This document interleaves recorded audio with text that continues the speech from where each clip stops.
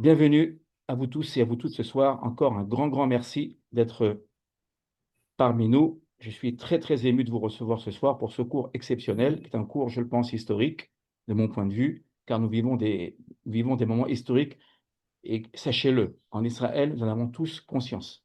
Voilà, conscience. Et donc, il m'a paru important ce soir, c'est un cours exceptionnel que je donne rarement, qu'il m'arrive de donner. Il m'a donc paru important ce soir, en ces moments historiques et difficiles et compliqués pour nous, nous tous en Israël, donc de préparer un cours un peu différent des cours que je donne généralement. Donc, je vous invite à y participer en prenant des notes. En prenant des notes, et si vous avez des remarques, des questions, j'aurai grand plaisir à la fin de ce cours à y répondre.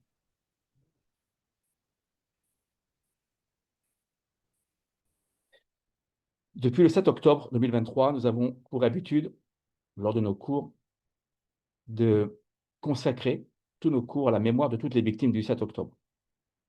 Il faut bien comprendre que ce qui se passe aujourd'hui est en fait, la continuité du 7 octobre.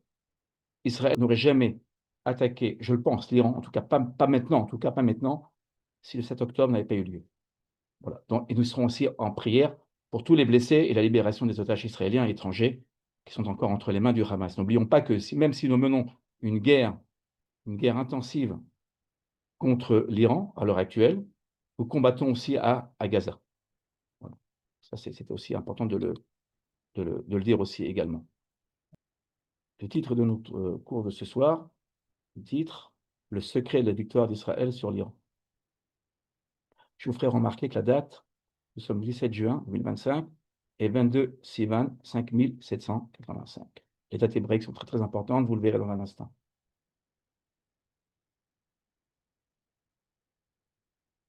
Je vous invite, si vous le voulez, pour celles et ceux qui le veulent, nous avons pour habitude de bénir notre étude toutes les fois nous étudions le texte biblique. Baruch Ata Adonai Reinu Haolam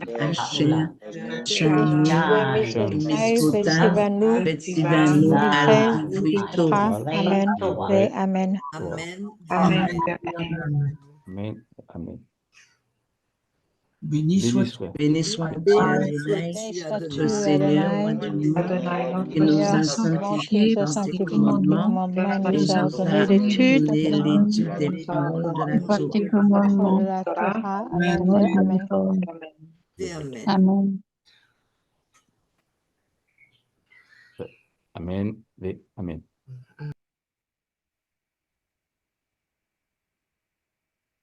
Je vous invite à refermer vos micros si vous le voulez bien. Merci à vous. La question que nous posons ce soir est la suivante.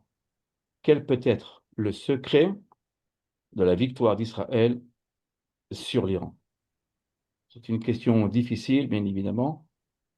Je ne prétends pas y répondre de manière totale, bien évidemment, mais nous avons malgré tout, je le pense, le devoir de tenter d'y répondre. C'est ce que nous tenterons de faire ce soir. Le secret de cette victoire que nous attendons tous et qui viendra, je peux vous l'assurer, est-il dans nos avions et notre armée? Tsahal. Je rajouterai même le Mossad, les services de renseignement qui font un travail extraordinaire en Iran, bien évidemment. Sans le Mossad, nos avions, notre armée de l'air ne pourrait pas agir en Iran. Le secret est-il donc dans nos avions et notre armée Tsahal?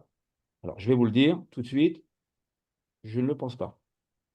Nous avons une armée extraordinaire, nous avons des as de l'aviation, nous en sommes très fiers, bien évidemment, mais je pense qu'il faut élever le débat, bien évidemment, qu'il y a quelque chose de plus qui se cache. Bien évidemment, nous avons besoin d'une armée, bien évidemment. Nous tous avons fait l'armée, nous tous nous servons et nous servirons encore dans Tsahal, et comme vous le comprenez, mais je pense que le secret de la victoire qui nous attend, et qui est proche, je le pense, malgré les difficultés, malgré les épreuves que nous vivons à l'heure actuelle, qui sont nombreuses, qui ne sont pas simples, donc vous le comprenez, je pense que ce secret n'est pas dans l'armée, ne réside pas dans l'armée d'Israël. Bien évidemment, encore une fois, on a besoin d'une armée.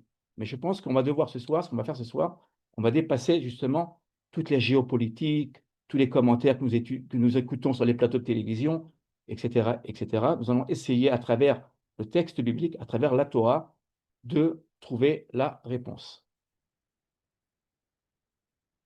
Alors, le secret, nous allons le voir ce soir, le secret se trouve dans le temps hébraïque. Le temps hébraïque. Il y a, comme vous le savez, et je reviens un petit peu en arrière, nous avons donc le calendrier grégorien et le calendrier hébraïque. Alors, chez nous, chez moi, par exemple, je prends mon exemple, eh bien, toutes les fois où nous rappelons le calendrier grégorien, nous rappelons également le calendrier hébraïque. Car il y a dans le calendrier hébraïque, c'est ce que nous allons donc voir ce soir ensemble, il y a beaucoup, beaucoup de secrets, beaucoup de choses intéressantes et que nous essaierons ce soir de comprendre. Ça, je vous invite évidemment, quand vous étudiez les textes bibliques et la tradition juive, la tradition d'Israël, de toujours revenir au calendrier hébraïque. Donc le secret, nous allons le voir ce soir, le secret de la victoire, de la réussite, du succès d'Israël se trouve dans le temps hébraïque. Je vais lire les textes en hébreu et les traduire. Et le'ehov ve'et lisno. Et milhama ve'et shalom. L'Ecclésiaste, chapitre 3, verset 8, dit « Un temps d'aimer et un temps de haïr, un temps de guerre et un temps de paix. » Que signifie l'Ecclésiaste? L'Ecclésiaste dit la chose suivante, que un leader, un chef de gouvernement, quand il veut faire la guerre, quand il veut faire la paix, il doit trouver le temps propice. Il y a des temps privilégiés quand on va faire la guerre. On ne fait pas la guerre quand on le veut. Et on ne fait pas la paix quand on le veut. Il y a des temps privilégiés, des temps particuliers, dirais-je, des temps singuliers, et qui doivent être donc pris en compte. Or, si je prends l'exemple d'Israël, bien évidemment, car notre sujet c'est Israël et l'Iran, que s'est-il passé? La semaine dernière,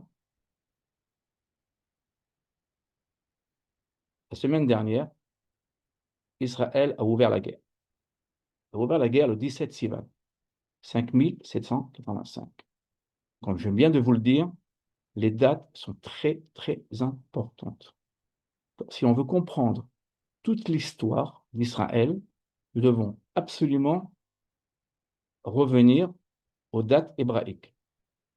Comme vous le savez très bien que dans la Bible, on a beaucoup, beaucoup de dates. Toutes les fêtes sont données en date hébraïque, d'accord? Le calendrier grégorien est venu beaucoup plus tard.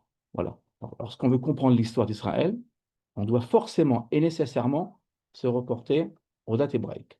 17 Sivan 5787. Donc, nous allons voir qu'à travers cette date, qui est une date extrêmement importante, une date historique, à travers cette date, nous allons donc comprendre que la victoire s'y trouve. La victoire se trouve dans cette date. Pas que, mais surtout.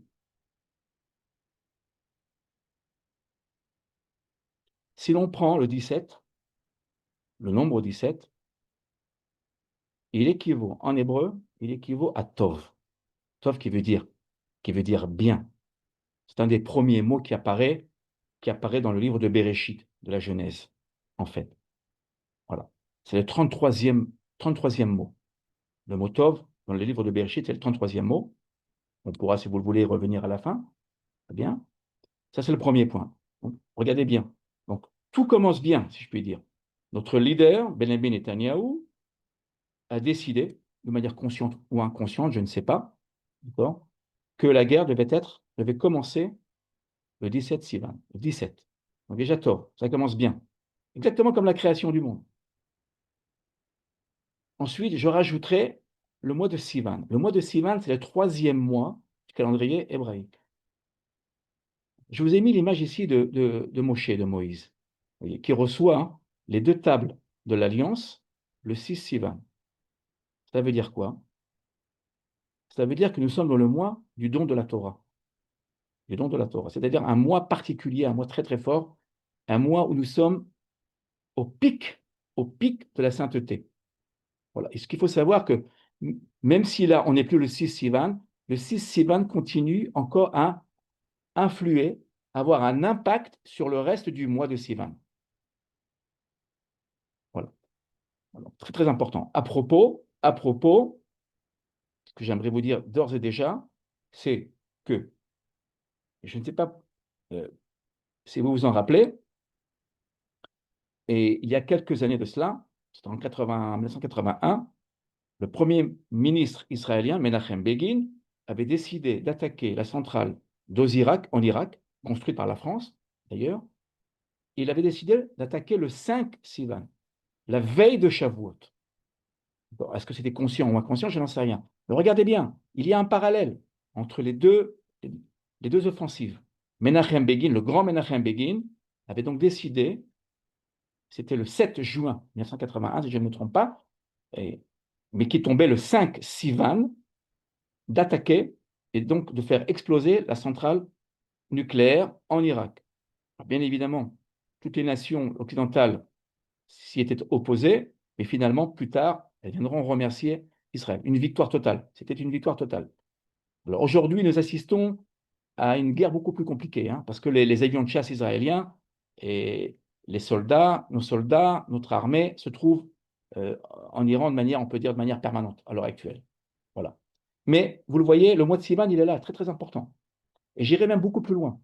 Ce que nous vivons aujourd'hui est historique. Pourquoi est historique? Car de mon point de vue, ça c'est un point de vue personnel, hein, libre à vous de l'adopter ou pas, ce qui se passe aujourd'hui est une réponse à ce qui s'est passé le 7 octobre. Voilà, une réponse. Nous allons voir tout le Proche-Orient, le Moyen-Orient, être bouleversé, totalement. Voilà. Donc, si Sivan. Regardez bien, on a donc déjà deux éléments. 17, c'est Tov. C'est bon, c'est bien. On part du bon pied. Le mois de Sivan, troisième mois, qui est d'ailleurs le troisième mois, je vous rappelle que 3, c'est aussi le chiffre de la tribu de Lévi. La tribu de Lévi, c'est 3 lettres, Lamed, Vav, Yud. C'est aussi le nom de Moïse, Moshe, 3 lettres. Euh, Lévi, qui est aussi le troisième fils de Léa, vous voyez donc un chiffre extrêmement important. Et il nous reste 5785. Vous voyez là, je vous le mets là. Voilà. Donc ça, je le garde pour la suite. On en dira un peu plus. Vous allez voir que toutes les dates ici, on peut les décrypter. C'est assez extraordinaire, je dois vous le dire. Et ce n'est pas du tout évident. D'accord? Le commun des mortels ne voit pas ce que je vous dis. Mais le texte biblique va nous aider à mieux comprendre.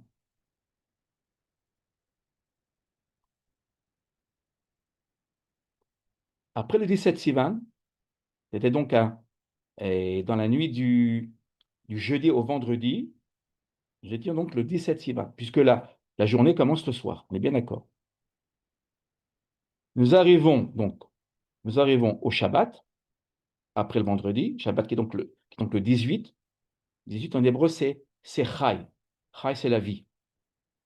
Chet Yud, c'est la vie. Déjà, vous voyez encore, on a encore un élément positif. Alors, ce Shabbat-là, nous allons lire la parashat Be'alotecha. Alors, sur le plan personnel, comme je vous l'ai dit en introduction, j'ai quelque chose de très particulier avec cette paracha, puisque c'est la paracha de ma bar mitzvah. Voilà, si vous le voulez. Et que, en fait, le plus beau cadeau que j'ai pu recevoir pour mon anniversaire, c'est justement l'attaque d'Israël, l'offensive d'Israël sur l'Iran. Voilà. Comme je le dis, j'étais extrêmement heureux de voir que c'était exactement à la date de mon anniversaire. Voilà. Je suis né le 17 Sivan. Voilà, c'est la date. Exactement. Le jour même, à l'heure même de ma naissance, voilà, notre Premier ministre, Benjamin Netanyahou, décide d'attaquer l'Iran. Alors, pour tout vous dire, quand j'ai su cela, j'étais extrêmement, extrêmement heureux, voilà, pour ne rien vous cacher.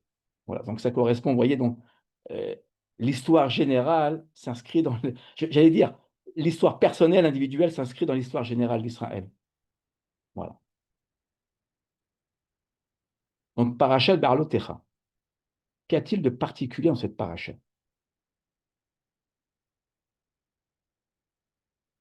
Dans cette paracha, il y a deux versets particuliers. uniques en leur genre. Je vais lire, traduire et expliquer. Vayehi bin Soa Aharon Vayomer Moshe Kuma Adonai Veyafutsu Oivecha Veyanusu Misanecha Mipanecha Uvnocho Yomar Shuva Adonai Rivevot Alfe Israël. Et il arrivait que lorsque l'arche avançait, que Moïse disait, lève-toi éternel, et que tes ennemis soient dispersés, et que ceux qui te haïssent s'enfuient devant toi. Et quand elle se reposait, c'est-à-dire l'arche, il disait, reviens éternel aux 10 000 milliers d'Israël. Nombre 10, 35, 36. Je vous demande, je vous invite à bien noter ces deux références. Ce texte-là est unique, je le dis bien, unique en son genre. Ce que je vais vous montrer ce soir, vous ne le retrouverez nulle part ailleurs dans tout le Tanakh, dans toute la Bible, dans tout le texte. Qu'a-t-il de particulier, ce texte-là? Il va nous aider à décrypter, d'accord, l'actualité, l'histoire et à répondre à notre question sur le secret de la victoire.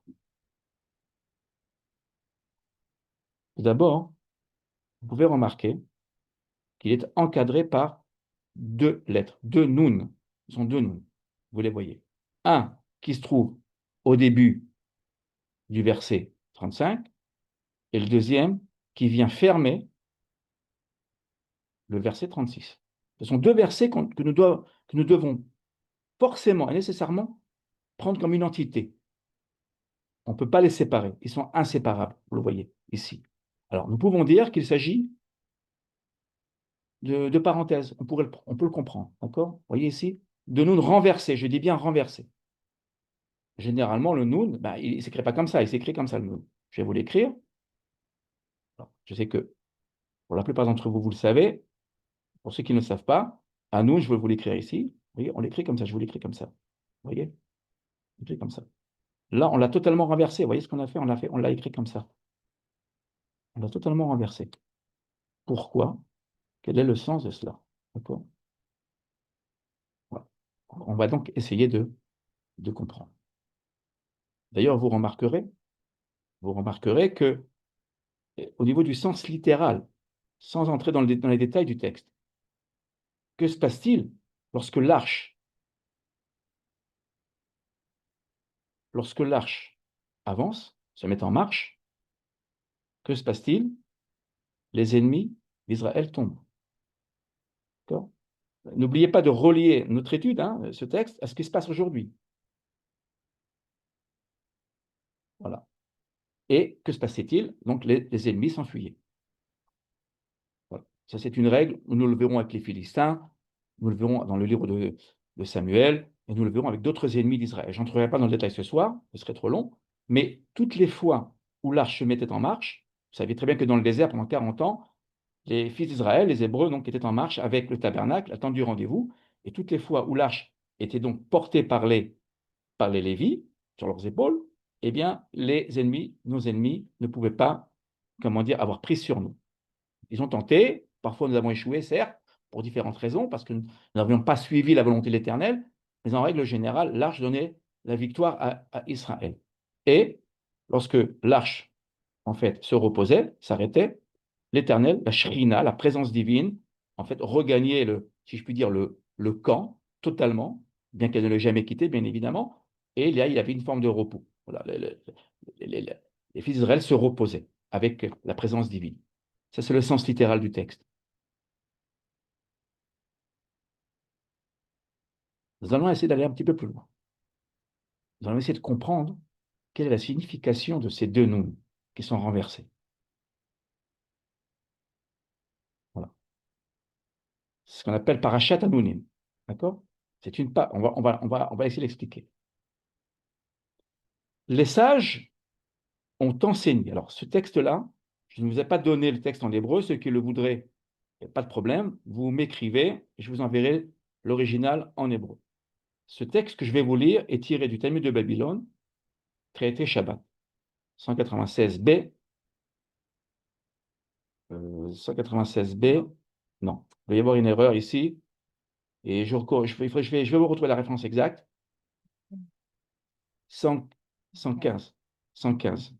115b, c'est 115b de mémoire. 115b et 116a. Voilà. Très, très bien. Voilà. Voilà. La référence exacte. De mémoire, je m'en rappelle, j'avais fait une erreur, donc je m'en excuse. Donc, 115, 115b et 116a. Que disent les sages? Ils disent, les sages ont enseigné. Vayehi bin Soa à Aaron vayomer Moshe. C'est ce que nous venons de lire en hébreu. C'est-à-dire, il arrivait que lorsque l'arche avançait, comme Moïse disait, cette section, ce passage, c'est donc ces deux versets, le Saint béni soit-il, lui a fait des signes en haut et en bas. C'est ce qu'on vient de voir. Vous le voyez là, en haut et en bas. Donc deux signes. Pour dire que ce n'est pas sa place. Ces deux versets qui se trouvent donc en nombre 10, 35, 36 ne sont pas à leur place, d'après les sages. Donc ils seraient où? Où seraient donc? Où devrions-nous les placer? Ces deux versets.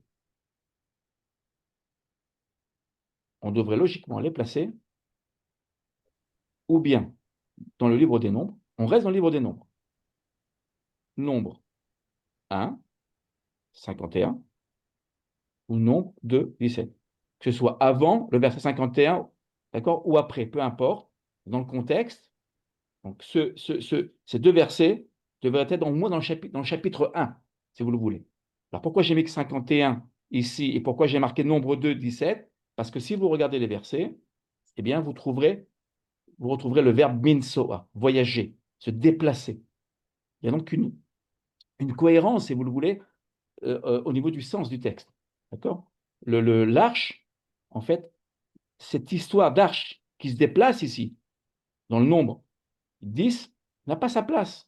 N'a pas du tout sa place. Sa place est ou bien dans le nombre 1 ou nombre 2. Voilà. On n'a pas de réponse définitive. Mais surtout pas nombre 10. Qu'est-ce qu'il vient faire là, ces deux versets? Qu'est-ce qu'il vient faire là? Ce n'est pas leur place. Alors là, ce que vous voyez, c'est un premier commentaire qui est rapporté dans le Talmud de Babylone. Ici. Vous voyez ici. Donc voilà la référence exacte. Vous la voyez, la référence, elle est là. Voilà. Ici. Là, j'ai bien corrigé là. Je n'ai pas effacé la vignette dernière, mais là, voici la référence qui est juste. Voilà. Ici. D'accord? 115b, 116a. Bon. Donc, encore une fois, je le répète, c'est très important que vous le reteniez. Ce que je vous donne ce soir, ce que je vous dis ce soir, appartient à la plus pure tradition d'Israël. D'accord? Ceux qui étudient les textes fondamentaux, nos rabbins, nos enseignants, connaissent ces références. D'accord? Le commun des mortels n'est pas censé savoir tout cela. Voilà. Mais quand on étudie profondément les textes, on est censé le savoir. Voilà. Donc, encore une fois, retenez bien les références. Traité Shabbat, le traité du Talmud qui traite du Shabbat, en 115b, 116a, qui nous dit la chose suivante. Si on a donc deux nounim, ces deux consonnes, les mêmes consonnes nun et nun, une en haut, un nun en haut et un nun en bas, c'est pour nous dire que finalement, c'est comme si nous avions donc deux parenthèses, pour nous dire, attention, quand vous voyez ces deux nunim inversés, ça veut dire quoi? Ça veut dire que le texte n'est pas à sa place, que ce texte devrait être logiquement, je le répète, en nombre 1, 51, avant ou après, ou bien en nombre 2, 17, avant ou après, 16 ou 18, peu importe. D'accord? Et je vous invite à regarder. Vous regarderez après, vous le verrez. D'accord? Alors, vous voyez, j'ai colorié ici bin Soa, ici en violet. Pourquoi? Parce que si vous regardez dans nombre 1 et dans nombre 2, aux références que je vous ai données, vous verrez que nous sommes dans le contexte. Voilà. Mais comme vous le savez, le texte biblique nous réserve des surprises, comme toujours. C'est ce qui rend le texte difficile. Donc, à nous de décrypter. Alors, pourquoi il est difficile le texte? Parce que le texte nous interpelle. Le texte nous dit, attention, vous voyez, il y a quelque chose de particulier, à vous d'aller chercher, d'aller découvrir ce qui s'y trouve. Alors, ça, c'est le premier commentaire. Exact. Je vous demanderai de fermer vos micros, merci. Donc, vous le voyez là, évidemment, les Lévis qui portaient donc le Aaron Abrit, l'arche d'alliance, dans le désert, qu'ils portaient sur l'épaule. Mais il y a une autre raison qui va nous intéresser au plus haut point. Oui. Nous restons, regardez bien, si vous regardez la référence ici, en orange, Talmud Babylone, traité Shabbat 116a. Nous restons, la même référence, il y a une contradiction. Nous avions une première thèse, comme vous le savez, dans le Talmud, dans la tradition orale, la Torah Shebe Alpé, il y a des commentaires, il y a des contradictions. Il y a des sages qui disent blanc et des sages qui diront noir. C'est la démocratie avant l'heure, si je puis dire. Shevim Panim la Torah, 70 faces de la Torah. Donc là, les sages, en général, disent, voilà, ces deux versets ne sont pas à leur place. Mais qu'est-ce qui se passe-t-il? Rabbi, il y a le grand sage, Rabbi, qui dit, ce n'est pas pour cette raison. Vous savez quoi? Je vais vous lire le texte en hébreu. Là, on va le lire. C'est important, c'est très, très important. Rabbi Omer, Lo min Hashem hu ze, ela mipene, she sefer hashuv hu bifne atzmo, keman azla ha de Amar Rabbi Shmuel bar Nachman. Amar Rabbi Yonatan, Chatseva Amudeha Shiv'a. Elu Shiv'a Sifre Torah. Je traduis. Rabbi dit, ce n'est pas pour cette raison. C'est-à-dire, quelle raison? Quelle est la raison? Ce n'est pas. Quelle est la raison que nous avions amenée au départ? Que ces deux versets n'étaient pas à leur place. Rabbi dit non, ce n'est pas la raison. Quelle est la raison? Mais parce qu'elle est un livre important en soi. Selon qui va cette opinion? Selon qui va ce que Rabbi Shmuel bar Nachman a dit au nom de Rabbi Yonatan. Et je vous demande de bien faire attention à ce que je vais dire. Elle a taillé ses piliers au nombre de 7. Elle a taillé, vous voyez en bleu, il faut se rapporter à Proverbe 9.1. Elle, c'est la Chochma, la sagesse, c'est-à-dire la Torah. Ce sont les 7 livres de la Torah. Alors moi, quand je lis ce passage du Talmud de Babylone, traité Shabbat 116a, je me pose des questions. Pourquoi je me pose des questions? Il y a une grande, grande question. Moi, j'ai toujours appris que la Torah, c'était 5 livres. Oui, 5 livres. Quels sont ces 5 livres que nous connaissons tous et toutes?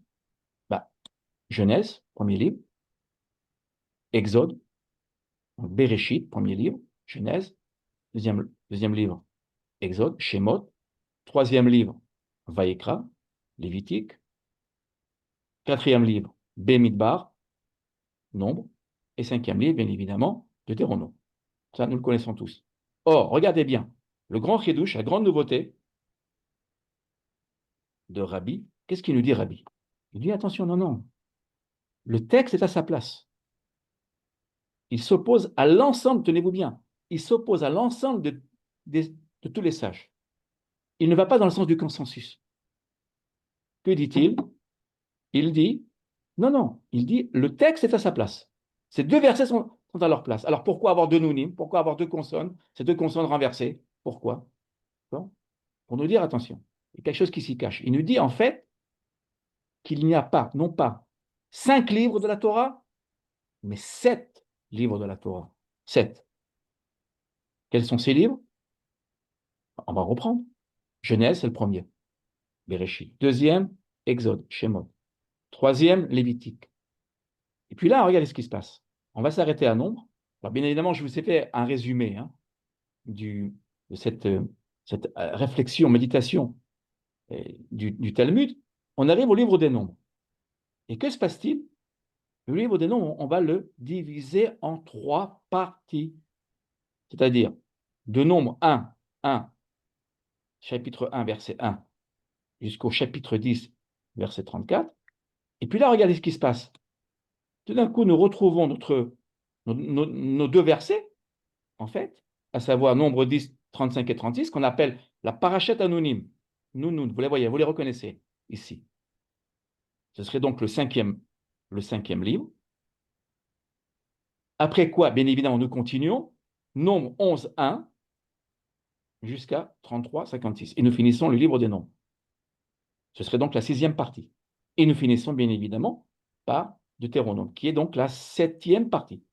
Je ne sais pas si vous vous rendez compte, mais en fait, il y a un chidouche et une nouveauté totale, extrêmement, je dirais, extraordinaire, qui nous dit, attention, le texte n'est pas composé de 5 livres, comme on en a l'habitude, comme généralement on nous a tous éduqués, nous sommes enfants, mais 7 livres. Voilà. Pourquoi? Parce que justement, c'est cette parachute anonyme, regardez bien, ces deux versets sont, regardez bien, un livre en soi. Je ne sais pas si vous vous rendez compte.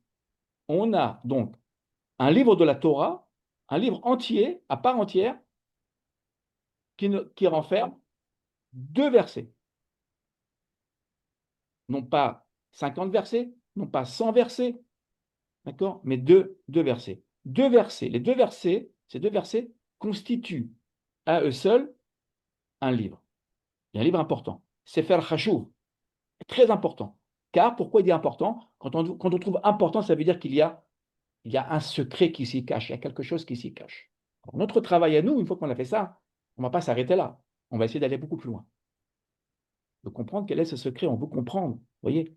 On va aller jusqu'au bout. On veut remonter. On remonte en amont pour savoir ce qui s'y cache. Parce que moi, personnellement, si je sais qu'il n'y a que 5 livres, et là, je découvre qu'il y a 7 livres, je me dis, il y a quelque chose qui se cache ici. Il y a un message que nous devons absolument comprendre, autant que faire se peut, bien évidemment.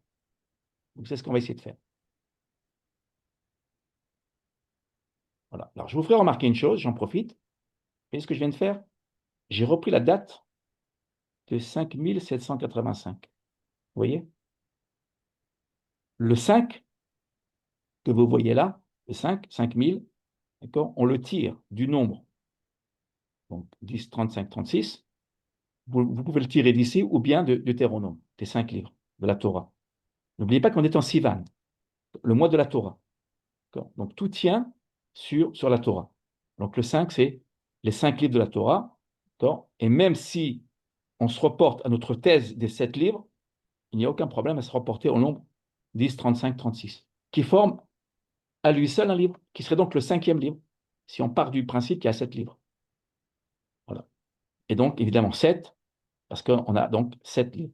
Le 7, ça vous le savez pour la plupart d'entre vous, le 7, c'est le chiffre de la shlemut, de la plénitude, de l'harmonie. Le Shabbat, 7e jour de la semaine. Okay.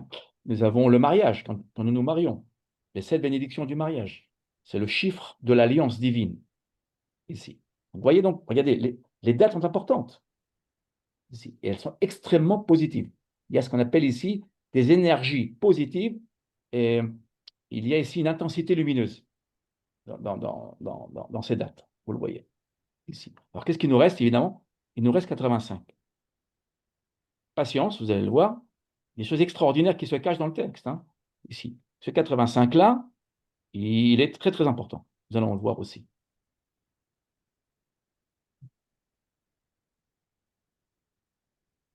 Et bien, les 85, les voilà. Les 85, ce sont les 85 consonnes qui composent ces 2 versets. Si vous comptez, et ça vous le ferez après le cours, voilà, à moins que vous comptiez très rapidement, vous verrez que ce passage, donc ce livre à part entière, composé uniquement de 2 versets, contient 85 consonnes. Non pas 84, et non pas 86. Ah, donc, je dis bien 85. 85 en hébreu, c'est, si on fait la gematria, donc si on se reporte, si on transforme les chiffres en lettres, ça donnera le mot P. P. P, c'est la bouche. P, c'est la bouche, je vous l'écris en bas de l'écran. Voilà, P, c'est la bouche. La bouche de l'Éternel. Voilà. Pourquoi la bouche d'Éternel? Ben, on le comprend parce que la bouche de l'Éternel est liée, ici, vous voyez, ici, est liée au Aaron, à l'arche. Vous vous rappelez que l'Éternel parle à Israël à travers les deux chérubins qui se trouvaient donc sur le propitiatoire, sur le couvercle de l'arche d'alliance. Voilà. Donc 85, ça veut dire quoi? Que l'Éternel nous parle comment? Mais comment il nous parle? À travers les dates. Et un leader, un grand dirigeant, c'est celui qui sait, qui ressent que le moment est venu, en l'occurrence ici, de faire la guerre. Alors ça peut être valable pour d'autres domaines, bien évidemment, mais le leader, et en l'occurrence notre Premier ministre, a compris que c'était le moment. Vous voyez ici. Et je vous rappelle que le texte ici correspond tout à fait à ce qui se passe. Vous voyez, nos ennemis sont dispersés. Regardez la puissance du Haron. Hein. Dans le Haron se trouvent les deux tables de l'Alliance. Donc la puissance d'Israël n'est pas dans son armée, a priori. Regardez le texte ici. Il n'est pas dit que nous dispersions nos ennemis par notre armée et par nos soldats ou par nos flèches. Non. Nous dispersons nos ennemis, nous dispersons nos ennemis par la connaissance de la parole divine, ici, et par sa présence. Ici. Toute la puissance ici est ici, dans le Aaron abrite, dans l'alliance, voilà, dans l'arche d'alliance, ici. C'est le secret d'Israël. Et vous voyez que les dates correspondent ici, mais de manière parfaite. Mais ce n'est pas fini. Ce n'est pas fini. Vous allez le voir.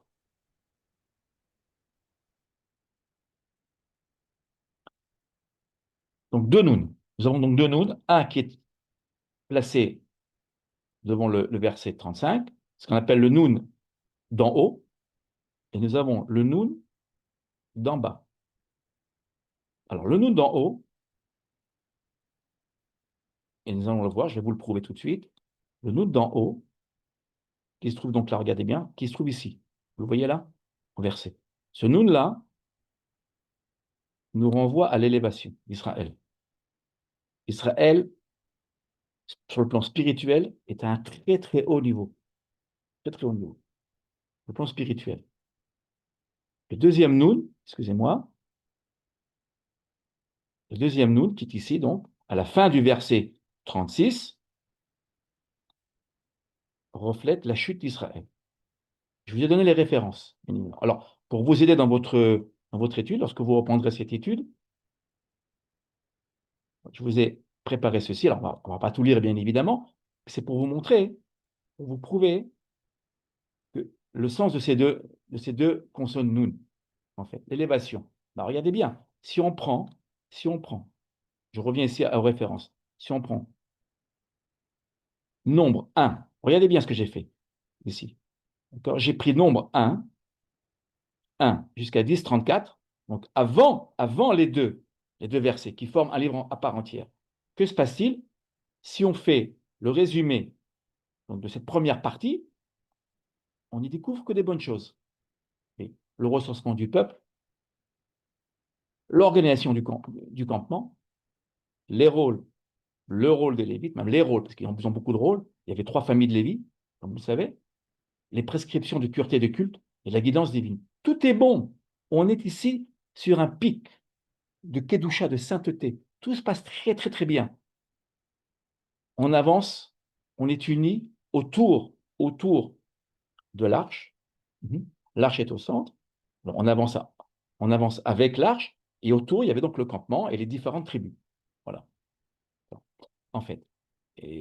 Donc, tout est bon. Par contre, regardez ce qui va se passer. Quand on parle de chute, dès lors que, regardez bien, ce que je vais faire, si on part, regardez bien, de 11.1 jusqu'à 33.56, c'est-à-dire on ferme le livre. Et non. Que se passe-t-il? Regardez. On est dans la chute. Immédiatement, voilà, on va le voir ici, voilà. Immédiatement, on assiste à quoi? À la rébellion et les murmures du peuple. Murmure, ça veut dire les plaintes du peuple.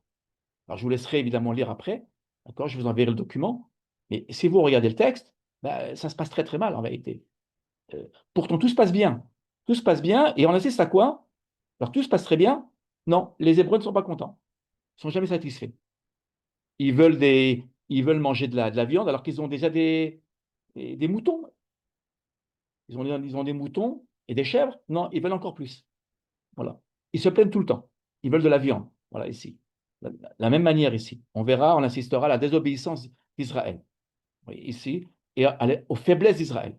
Si vous voulez, si on fait le résumé donc, de cette deuxième partie du livre des Nombres, rien n'est bon. C'est la chute.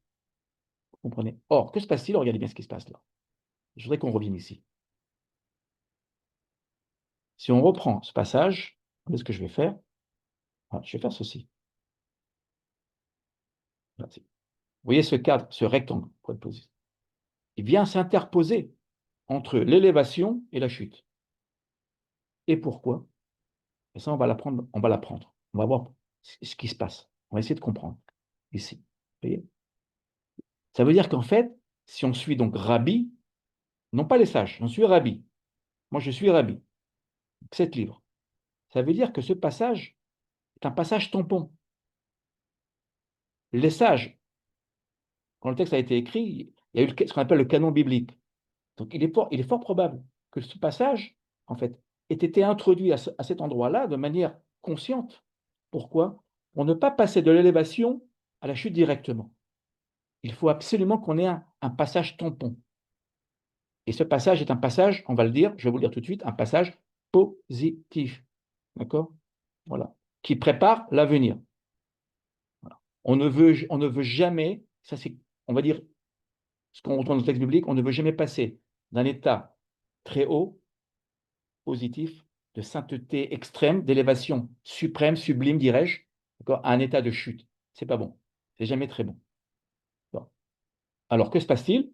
Eh bien, on trouve ici un passage qui paraît, je dirais pas presque anodin. Quand on lit à la synagogue le texte, ça passe très vite. Hein. C'est quelques secondes. Lire deux versets, ça va très très vite. D'accord? Mais ces deux versets sont fondamentaux parce qu'ils viennent faire tampon pour justement, pour distinguer, pour que nous puissions distinguer donc, l'état d'élévation de l'état de chute. Voilà. Ça, c'est très important, vous allez le voir pourquoi.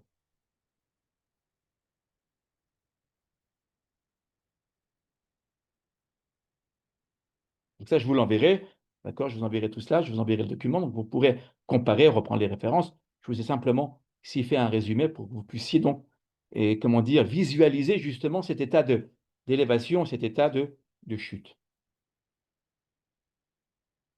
Ici. Alors, comment savons-nous que ce noun de chute, on va commencer par la chute, d'accord? Moi, j'ai pour habitude de commencer par ce qui n'est pas très bon, pour finir par ce qui est très très bon. Parce que ce soir, c'est aussi un cours positif. Je veux que nous parlions je veux que nous parlions de victoire et de succès. Voilà, donc on va parler de chute, tout d'abord. D'où apprenons-nous que la lettre Nun renversée, la dernière, d'accord, la dernière lettre Nun du verset 36, en fait, nous renvoie à l'idée de chute. Nous le savons par ce verset, le verset de Amos, Amos 5.2. Ce que je vous dis n'est pas de moi. Ce que je vous dis est puisé aux sources de nos sages, les plus profondes, dirais-je. Et donc, je vous rapporte toutes ces sources. Regardez bien. Alors, je vais lire le verset et vous l'expliquer. Et attention à ce que vous allez voir. Nafella, lotosifkum, betulat Israël, nitesha al admatah en mikimah. Elle est tombée. Elle ne se relèvera pas, la Vierge d'Israël. Elle est étendue sur sa terre. Il n'y a personne qui la relève. Amos 5.2. Ce texte est un texte très, très négatif. Alors, je ne vais pas résumer tout Amos, d'accord? Amos, c'est le prophète de la justice par excellence, qui s'élève contre l'injustice des grands, mais pas seulement des grands. Il viendra aussi, il viendra pour attaquer aussi le peuple. Lorsque le peuple n'ira pas sur la voie de l'Éternel, le prophète Amos viendra les réprimander.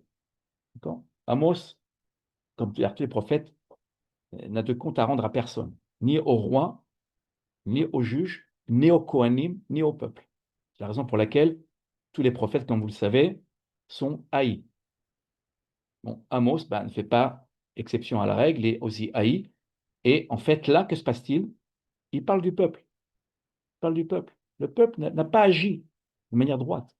Donc, Israël qui est appelée la Vierge d'Israël, ici, qui sera d'ailleurs repris dans la tradition chrétienne, eh bien, que dit le texte? Ben, Israël va tomber. Regardez le Noun, il est là le Noun. Vous voyez le Noun? Ce Noun-là, c'est quoi un Noun qui tombe? C'est un Noun qui se renverse. C'est un Noun qui est renversé. Vous comprenez? Donc la référence phare, hein, il y en a d'autres, mais ça c'est la référence phare. Le Noun que vous voyez là, Nafla, le Noun de la chute, c'est le Noun de la chute. Le Noun généralement indique la chute, même en hébreu moderne. D'accord? Un nénophèle, je tombe. Très bien. Alors, regardez bien. Je voudrais que vous regardiez quelque chose. Vous savez qu'en hébreu, les voyelles sont importantes. Mais il y a aussi ce qu'on appelle les ta'amim. Les ta'amim, ce sont les signes de cantillation. Je voudrais que vous regardiez quelque chose. Le texte, je vous l'ai lu de la manière suivante. Ce que je vous ai lu là, je l'ai lu de la sorte. Nafela, lotosif kum. Elle est tombée, elle ne se relèvera pas. Ça, c'est la lecture classique. Pourquoi? Je vous ai mis une flèche rouge. Vous voyez la flèche rouge ici, tout à fait en haut? Pourquoi? Parce que nous avons ici les deux petits points là, au-dessus du kouf. C'est un Zakef Katan. Qu'est-ce qu'il nous dit, ce Zakef Katan? Il nous dit, on doit s'arrêter. Vous voyez la barre, je vous ai mis une barre ici. On doit s'arrêter. Donc, si on s'arrête là, lecture classique, traditionnelle, comme on le lit à la synagogue, elle est tombée, elle ne se relèvera pas. La chute, c'est ce qu'on vient de voir, le Noun, et le Noun là ici, le Noun de la chute. Pourtant, je dis, et pourtant, regardez ce qui va se passer. Les sages de Jérusalem, ils vont faire une chose assez incroyable, que moi je n'aurais pas osé faire, mais que les sages d'Israël vont, les sages de Jérusalem vont faire. Ils vont dire certes, oui, certes, ils vont dire certes. Il y a un arrêt là. Vous voyez cet arrêt? Il y a un arrêt là. D'où l'importance de lire avec les teramim, de lire avec les cantillations. Vous le voyez dans tous nos textes, nos amis qui sont ce soir, qui me connaissent, savent très très bien que lors de nos cours, nous mettons des textes avec, bien évidemment, les voyelles, ça va de soi, mais aussi avec les signes de cantillation. Parce que sans les signes de cantillation, il nous est impossible de comprendre le texte. Que se passe-t-il? Regardez ce qu'ont fait les sages de Jérusalem. Ils ont dit non, non, non, non. On va le lire différemment. On ne va pas lire le texte comme il est écrit. Que vont-ils faire? Ils vont prendre, regardez bien, ils vont prendre ce petit signe-là, le Zakef Katan, ils vont le déplacer là, sur l'autosif. Ici.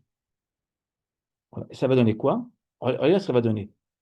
Si on déplace, à peine, hein, c'est un déplacement, mais vraiment très très léger. Si on déplace ces deux petits points là, sur l'autosif ici, on va obtenir ceci. Elle ne tombera plus. Relève-toi, Vierge d'Israël. Vous voyez, ici.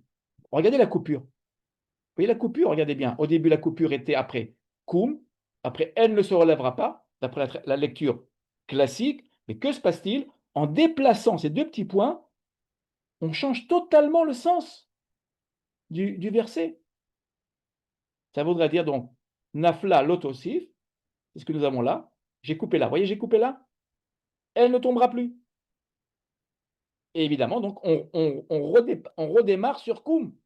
Koum qui veut dire, verbe que vous connaissez très très classique, Koum, Betoulat Israël. Relève-toi, Vierge d'Israël.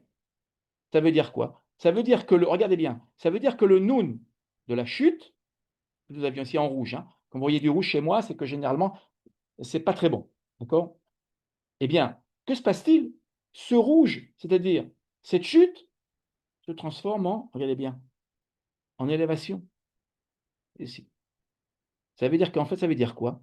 Ça veut dire que, comme le disent nos anciens, nos sages, toutes les fois où vous assistez à une chute d'Israël, c'est-à-dire le 7 octobre pour nous, hein, attendez-vous à une élévation. Attendez-vous à être relevé. Donc, pas de désespoir. Nous sommes dans l'espoir, dans la tikva, dans l'espérance. Vous voyez, ici. Voilà. Alors, évidemment, là, vous voyez ce que j'ai mis là? Le rouge se transforme en rose. Le coup. Le rose, c'est l'amour, l'alliance. D'accord? N'oubliez pas, hein, ces deux petits points-là, on les déplace. Alors, je n'ai pas voulu le faire, d'accord, parce que c'est la lecture traditionnelle, bien évidemment, mais je voulais quand même vous rapporter la lecture des sages de Jérusalem qui n'ont pas pu accepter cette idée de chute. Donc maintenant, on comprend mieux. Vous voyez, on a donc deux Noun. En fait, c'est le même Noun. Donc, au départ, ce Noun nous apprend, nous enseigne la chute, mais en même temps, il nous enseigne que nous allons nous relever. Ça, c'est l'ambivalence. Vous savez qu'en hébreu, très souvent, il y a des racines qui ont un sens opposé. Voilà. Ou un sens positif ou un sens négatif. C'est ce qui se passe ici. Le nous, dans la tradition d'Israël, il a un sens négatif, la chute, néphila, mais il a aussi un sens de élévation. Aussi paradoxal que cela puisse paraître ici. Donc, vous voyez, donc, un verset peut être lu de manière différente. Je reviens à notre verset, ici. Du 10-35, ici. À l'un, on va dire, le premier verset, d'accord, de notre parachat anonyme. Regardez bien. J'y reviens. Pourquoi j'y reviens? Regardez bien. On est dans Amos. Vous voyez Amos là? Si je tiens compte de la lecture des sages de Jérusalem, qui ont donc transformé le texte, vous voyez ce koum qui veut dire relève-toi, on l'a où? Où c'est qu'on le retrouve? On le retrouve là, en Nombre 10-35. Je vais relire le texte. Vayehi bin soa à Aaron, vayomer Moshe. Kouma. Et on s'arrête, on a un pasek. Kouma. Adonai, viafutsu, oivecha, vianusu, misanecha mipanecha. Et il arrivait que lorsque l'arche avançait, que Moïse disait, lève-toi, Éternel, et que tes ennemis soient dispersés, que ceux qui te haïssent s'enfuient devant toi. Regardez bien là, on retrouve le même verbe que dans Amos. Israël se relève. Ici, on a l'idée d'élévation. Vous voyez? Nous avions la chute, vous vous rappelez, au verset, ici je reviens un tout petit peu en arrière, nous avions la chute ici. Vous vous rappelez? Voilà, la chute. La chute, c'est juste après le verset 36, de Nombre 10. Mais on va passer sur la chute. On veut remonter la pente. Israël ne reste jamais dans le désespoir. Israël n'est jamais dans, comment dire, dans le négatif. Israël est toujours consolé par l'Éternel. Comment consoler? Justement par le verset que nous venons de lire. Je reviens par le verset 35. Kuma Adonai. Ça veut dire quoi? Que lorsque l'arche se met à se déplacer, qui c'est qui se déplace en fait? C'est l'Éternel. Le Aaron et Kuma, c'est la même chose.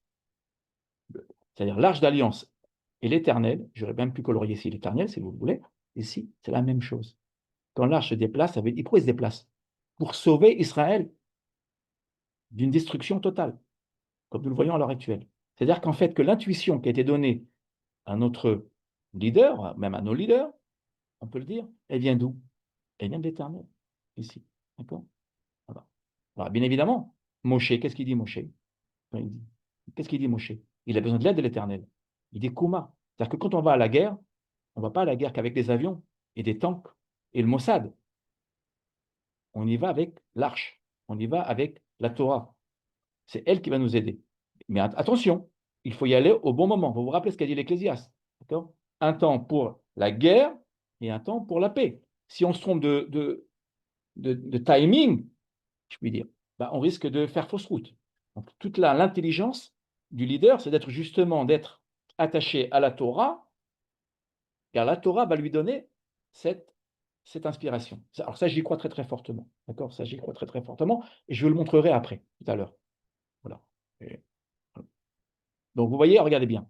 On passe de Amos, ici, 5.2, coup, après la lecture positive du verset, à la lecture, je dirais, classique, traditionnelle, du verset 35, du nombre 10, Kuma. Mais ce n'est pas fini. Alors, je voudrais que vous reteniez les couleurs aussi. Vous voyez le Aaron ici, l'arche. Vous savez, comme ceux qui me connaissent savent très bien que j'aime beaucoup travailler avec les couleurs. Ça nous aide beaucoup à retenir et à apprendre à retenir. Alors, retenez bien les couleurs là. Vous voyez la couleur vert, bleu, et jaune du Aaron. On va y revenir dans un instant. On va y revenir dans un instant. Je voudrais que vous regardiez. Vous voyez le mot Kuma? Le mot Kuma qui est ici. Hein? Kuma. Lève-toi. Alors évidemment, c'est Kuma. Et quand on s'adresse à l'Éternel, on ne dit pas Koum. On dit Kuma. Ça veut dire s'il te plaît. C'est une forme de prière. Puisses-tu, toi, l'Éternel, te lever? C'est une forme poétique qu'on emploie lorsqu'on écrit des poèmes ou que nous rencontrerons particulièrement dans les psaumes, par exemple. D'accord? Ce texte-là est écrit comme un psaume. Hein. Ces 2 versets, je dirais, quand je les lis, moi, j'ai l'impression de lire 2 versets de psaume. Donc, Kuma. Alors, regardez ce qu'on va faire. On prend le mot Kuma. Lève-toi. Ici. On va le colorier. Je l'ai colorié. Vous voyez colorié là? Ici. Or, que se passe-t-il? Si je prends le même mot, Kuma, il se trouve que ce mot, si j'en fais l'anagramme, j'obtiens le mot mikvé. Le mot mikvé qui veut dire espérance. Il a 2 sens, le mot mikvé. Il vient de la racine kouf, vav, yud, qui veut dire espérer. Vous connaissez tous et toutes l'hymne national d'Israël, la Hatikva, l'espérance, la Hatikva. Donc, cette racine a 2 sens. Elle a le sens de agglomération des eaux, la source vivante, l'éternel. Ça, nous l'aurons dans le texte de la Genèse. Vous vous rappelez que lorsque les eaux se retirent et laissent apparaître les terres, voilà, elles forment ce qu'on appelle mikvé, c'est-à-dire des agglomérations d'eau. Les eaux se regroupent. Mais il y a un autre sens.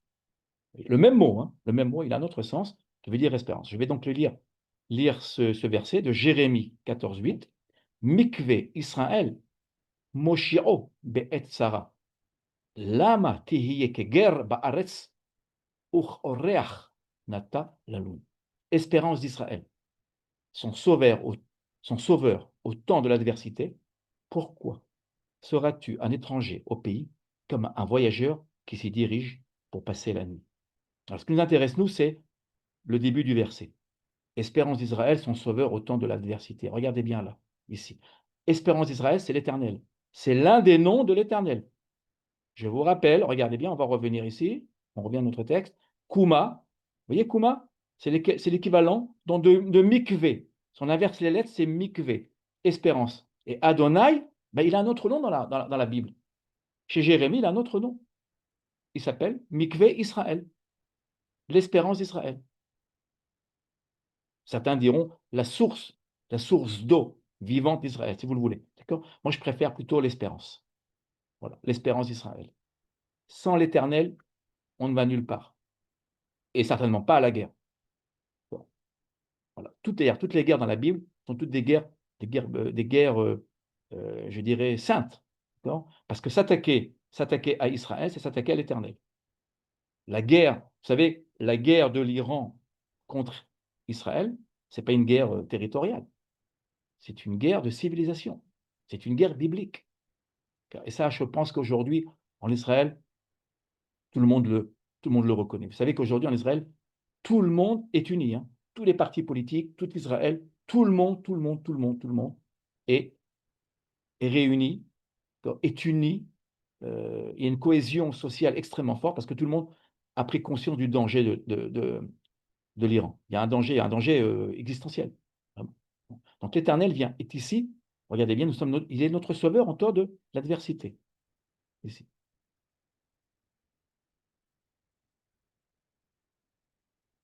Je continue. Alors, vous allez voir, ce que nous allons faire, nous allons prendre ce verbe kuma et on va évidemment le relier à la guerre d'aujourd'hui. Hen, am, kelavi, yakum, vecha'ari, itnasa. Lo ishkav, ad yochal teref, vedam halalim ishte. Voici, comme un lionceau, le peuple se lèvera et se dressera comme un lion. Il ne se couchera pas qu'il n'ait mangé la proie et bu le sang des tués. Nombre 23, 24. Shabbat Parashat Balak. Ce texte-là, qui inspire la guerre d'aujourd'hui s'appelle Am Kelavi. Le nom de la guerre qui a été donné par Benjamin Netanyahou, et j'en dirai un mot après, vous allez le voir, après ce verset, le nom de la guerre qui a été donné aujourd'hui à Israël par notre Premier ministre s'appelle Am Kelavi. C'est-à-dire, ici, vous voyez, le peuple comme un lionceau. Alors vous voyez ici, est ce qu'on appelle un crescendo. Hein, vous voyez, on a d'abord ici un lionceau, Israël. Pourquoi un lionceau? Parce qu'Israël, c'est un tout petit pays. Vis-à-vis de l'Iran, l'Iran, c'est 90 millions de personnes, d'accord? Le territoire est 70 fois plus grand qu'Israël, vous imaginez, c'est alors a priori une puissance. Israël, nous ne sommes que 10 millions d'habitants, d'accord? Un tout petit pays, un point sur la carte, d'accord? Voilà. Et regardez bien, ce lionceau, il va se transformer en lion. Il faut se méfier d'Israël. Toucher à Israël, d'accord? C'est recevoir une réponse très forte. On ne touche pas à Israël impunément. D'autant plus que lorsqu'on touche à Israël, on touche à l'Éternel. On vient de le voir. Voyez. Or, regardez bien, ce qui nous intéresse ce soir, c'est ce verbe-là, yakoum. Vous voyez yakoum? Yakoum, on l'a vu où ce yakoum? On l'a vu là. On l'a vu là. Kouma, dans Nombre 10, 35. Le premier verset de notre parachat anonyme. Vous voyez? Kouma, regardez bien, il est lié au premier, regardez bien, au premier noun. Le noun de l'élévation. Le noun de la réussite, de la victoire. Il est là le secret. Dans ce mot koum, voyez? Koum, lève-toi. Yakoum se relèvera. Israël a toujours, parfois on a l'impression qu'Israël tombe, voyez? On sous-estime Israël, on a sous-estimé. Je pense que l'Iran, et je ne suis pas le seul à le dire, l'Iran a sous-estimé la puissance d'Israël. Je ne dirais pas la puissance physique, évidemment, ça c'est évident, mais la puissance spirituelle d'Israël. Alors, regardez bien. Alors, je vous ai dit que le leader, un leader en Israël, selon moi, et ça c'est tiré de mon enseignement et de ce que j'ai appris, se doit toujours d'être attaché à la Torah. Sinon, le leader, ce sera un leader comme tous les autres. Voilà. Alors, à propos, retenez bien les couleurs. Là. Vous voyez les couleurs que vous voyez là? Ici, le He et le Nun. Retenez-les bien. On va y revenir dans un instant aussi. Alors, avant de passer à la suite, regardez bien ce qui se passe. Si vous comptez le nombre de consonnes de ce verset, le nombre de consonnes, on en a 50. D'accord? 50, c'est un nombre extrêmement important. Alors, retenez-le, vous allez voir pourquoi dans un instant aussi. Il y a une nouvelle surprise que vous allez voir. Vous savez, les versets ne sont pas choisis au hasard. Ici, 50. Là, nous avions 85. Là, on a 50. 50 qui nous rappellent et Shavuot. Shavuot, la fête des semaines. 49 jours. On compte 49 jours, la période de l'Homère, et 49 plus 1, c'est-à-dire le 50e jour, le don de la Torah. Regardez bien, on tombe justement là dans le mois du don de la Torah. Hein. On est encore dans le mois du don de la Torah. Et ici. Donc, voilà. Et bien évidemment, Shabbat Parashat Balak. Pourquoi je vous dis ça? Parashat Balak, c'est la paracha que nous lirons dans 3-4 semaines. Donc nous espérons l'avoir emporté avant, bien avant. Je n'étais pas prophète, je ne suis que fils de prophète, voilà, comme on dit chez nous. Et donc, on est en avance sur la paracha. Vous l'avez vu, on est parti de la paracha de Be'alotecha, et on avance tout doucement vers la paracha de Balak. Voilà. Donc ce verset a été choisi par Benjamin Netanyahou dans la guerre qui nous oppose à l'Iran. Voilà. Alors, je viens de vous dire que le leader en Israël, un leader doit forcément se rattacher à la Torah. Or, il se trouve qu'un jour avant le 17 Sivan, notre Premier ministre, Benjamin Netanyahou, qui recevait le président d'Argentine, se trouvait au Kotel, au mur, comme on dit, au mur occidental, au mur d'élémentation, comme vous le voudrez. Et regardez ce qu'il a mis. Regardez ce qu'il a mis dans les recoins, les interstices du Kotel des pierres. Am kelavi yakum vecha'ari itnasa. Je trouve ça très fort. C'est-à-dire que il avait déjà préparé donc le combat, Mais regardez bien, il est venu prier. Il est venu prier au kotel. Il a même mis son talit, sa kippa, bien évidemment. Et là, il a signé, regardez bien, vous voyez. Il a mis la date. Regardez la date ici. Ici. C'est un jour avant. Tet Zayin, il a mis un jour avant. Vous voyez. Donc avant le 17. Ici. Ici. Donc le 16. On est bien le 16. Et en haut, il a marqué Bet Samer Dalet. Et ça a été des Shmaya. D'accord. Avec l'aide de l'Éternel. Bezrat Hashem. C'est en araméen. Donc vous le savez, quand on écrit, on met toujours en haut à droite, d'accord, avec l'aide d'Hachem, avec l'aide de l'Éternel. Et regardez la victoire. Un gouvernant qui ne ferait pas ça, d'accord, pour moi, n'est pas un bon gouvernant en Israël. On ne se trouve pas en France, on ne se trouve pas ailleurs dans le monde entier, d'accord. On agit avec l'Éternel. C'est la raison pour laquelle, je vous le dis, d'accord, c'est la raison pour laquelle Netanyahu est très très aimé. C'est pas qu'il est religieux, mais c'est qu'il est traditionnaliste. Il connaît par cœur les textes bibliques. Je ne sais pas si vous vous rendez compte. Et ce verset que vous voyez là, qu'il a inscrit sur ce papier, c'est un verset qui l'accompagne depuis très très longtemps. Ce n'est pas un verset qui lui est venu le 16 Sivan, quand il s'est rendu au Kotel. Le jour de l'indépendance, par exemple, cette année, hein, il l'avait cité au concours du biblique. C'est un verset qui revient sans cesse dans sa bouche. Et là, il l'a accompli. Mais pourquoi il l'a accompli? Comment il l'a accompli? Avec l'aide d'Hachem. Nous arrivons presque à la fin de notre étude. Je reviens au mot Aaron. Vous voyez le mot Aaron ici? Aaron? Regardez bien. Aaron. Nous l'avions là. Voilà, un instant.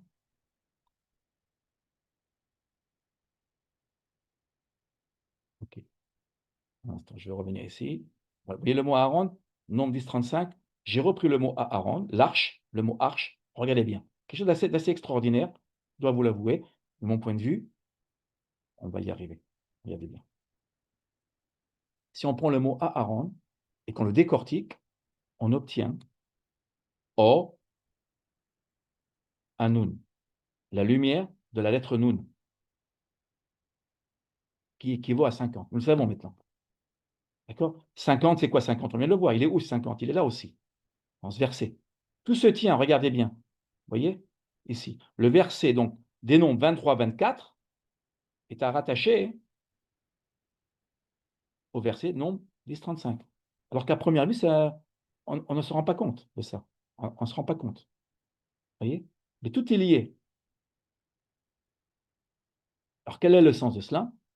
Vous voyez? Ça veut dire qu'en fait, l'arche qui contient les deux tables de l'Alliance, en fait, est une arche qui porte qui porte la lumière des 50 portes de la sagesse. Celui qui atteint cette porte, qui est généralement atteinte à Shavuot c'est 50, est invincible. Invincible. On l'a très bien vu. Rappelez-vous les Philistins, parce que les Philistins se sont emparés de l'Arche d'Alliance, à Eben Haézer, vous vous rappelez? Eh bien, ils l'ont emporté jusqu'à Ashdod, pas très loin d'Ashkelon d'ailleurs. Et que s'est-il passé? Ils ont vu que leur dieu, Dagon, le dieu de leur idole qui était liée à l'agriculture, en fait, il perdait sa tête, ses mains. Ils se sont rendus compte qu'ils devaient rendre finalement l'arche. Ils l'ont rendu finalement, ils l'ont rendu à Israël. D'accord? Pourquoi? Parce que cette lumière-là, elle appartient à Israël. Et Israël va transmettre cette lumière aux nations. La guerre que nous menons aujourd'hui est une guerre biblique, est une guerre existentielle, mais elle est biblique. C'est pas simplement une guerre qui nous concerne, c'est une guerre qui concerne l'humanité entière, le monde libre, en fait. Voilà. Nous défendons le monde libre. Il y en a qui le comprennent, il y en a qui ne le comprennent pas. En tout cas, l'histoire retiendra cela. Regardez bien. Le mot Aaron, c'est or. Vous voyez? Aro, si on inverse les lettres, on a or. Le he qui ici, ça veut ha. Et nun, c'est la lumière de la lettre nun. Alors, regardez bien ce qu'on va faire. Je vais vous montrer quelque chose. Ça, c'est moi qui l'ai découvert, je vous l'avoue. Je ne l'ai pas vu dans le dernier texte. Vous voyez le ha et le nun, ici, ha, nun. Le nun, la lettre nun. Nous l'avons où? Nous l'avons ici. J'étais assez heureux de le découvrir, je dois vous le dire. En méditant, hein, en scrutant les textes, vraiment, on l'a ici, regardez bien. On l'a ici. Nombre 23, 24. C'est extraordinaire. Hen, vous voyez hen? Si j'enlève les voyelles, ça fera la lettre nun, qui veut dire voici, Mais attention, c'est beaucoup plus que voici. Ça veut dire que ce qui est inscrit dans le texte, c'est ce qui se réalisera. Donc, on atteint donc au secret de l'État d'Israël. Ce qui a été dit va forcément se réaliser. Hen. Quand on a hen, une phrase, un verset qui commence par hen, alors en français, on va traduire voici, très bien, bon. Mais la traduction est beaucoup plus, comment dire, l'esprit du mot est beaucoup plus fort. Ça veut dire la lettre Nun, ici. Nous atteignons la lumière de la lettre Nun, les 50 portes de la sagesse. Voilà. Donc, comme Israël s'est relevé, il s'est relevé en atteignant les 50 portes de la sagesse. Et à ce moment-là, nous serons capables, comme un lionceau, de grandir, de devenir un lion et d'abattre notre ennemi et nos ennemis. Vous savez, Israël sans la Torah, il est comme tous les peuples, même moins que les autres. C'est ce que dira Amos. Amos le dira. Amos est l'un des premiers prophètes à dire si vous n'avez pas la Torah avec vous, vous n'êtes même pas, vous ne ressemblez même pas aux Philistins. Même pas. Vous êtes même moins qu'eux. D'accord ? Isaïe dira la même chose. Il dira vous ressemblez à Sodome et Gomorrhe. La différence d'Israël, ce qui fait notre différence des nations, c'est ce Nun. C'est cette lettre Nun, ici. Vous voyez ? C'est-à-dire que notre objectif, c'est d'atteindre 50 portes. Comment ? En étudiant comme nous le faisons ce soir, en étudiant la Torah. Lorsqu'on étudie la Torah, on touche à cette lumière. Alors, pas totalement, bien évidemment, d'accord ? Il n'y a qu'une élite qui arrive à arriver très très haut, mais on est dans cette lumière, malgré tout. On y arrive, vous voyez, ici. Donc, maintenant, on comprend mieux. Je vais revenir un tout petit peu, voilà. Ouais, et nous finirons notre étude, nous arrivons à la fin. Ça veut dire quoi ? Ça veut dire que, en fait, entre ces deux noms, on a quoi ? On a donc une consolation entre l'élévation et la chute. C'est pour ça que le texte est à sa place. Moi, je prends la part, si vous me permettez, je prends parti, vous le savez, j'ose prendre parti, je prends la part de Rabbi qui dit que le texte est à sa place, en fait. Il fait tampon pour nous dire, regardez bien, pas d'inquiétude, la consolation de la victoire sur l'ennemi apparaît déjà dans le texte avant même que nous tombions. Voilà. Et ça, c'est la grandeur du texte biblique, selon moi. Voilà. Nous arrivons à la fin. Bien évidemment.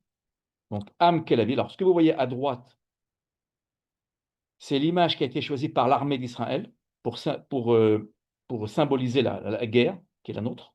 Am Kelavi. Un peuple comme un lionceau. Certains traduisent par un lion. En fait, la vie, c'est pas un lion, c'est un lionceau. C'est d'ailleurs le prénom de notre premier petit-fils, la vie. Ici. Et à gauche, regardez bien à gauche, vous avez le drapeau de l'Iran avant la chute du Shah d'Iran. Troublant, nous avons aussi un lion. Donc, nous espérons tous en Israël que le lion d'Israël, de Juda, de David, du Messie, hein, c'est pas pour rien qu'on a pris le lion aussi, c'est la royauté. Le lion symbolise la royauté d'Israël, la puissance spirituelle et politique d'Israël, que nous retrouvons, pour nous en tout cas, lors de l'avenue du Messie, que nous retrouvons, ce symbole, nous le retrouvons ici sur l'ancien drapeau iranien. Donc, nous espérons, nous le pensons tous, faire chuter la puissance iranienne et retrouver évidemment donc, le drapeau qui était donc au temps du Shah d'Iran. Comment? Je ne sais pas. On ne sait pas ce qui se passera, bien évidemment, pour la chute. Je ne peux pas savoir. Mais les deux lions pourront un jour se rencontrer, pourquoi pas, ça nous l'espérons. Voilà. Et pour finir, bien évidemment, Am Israël Chai. Le peuple d'Israël vit et est pérenne. Nous vaincrons nos ennemis. Je vous invite, si vous le voulez, à ouvrir vos micros. Nous allons finir par bénir notre étude, si vous voulez bien. Baruch.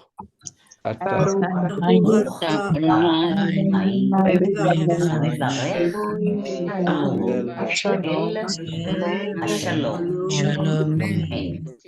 Béni soit Adonai de ceux qui bénissent Amen. Amen.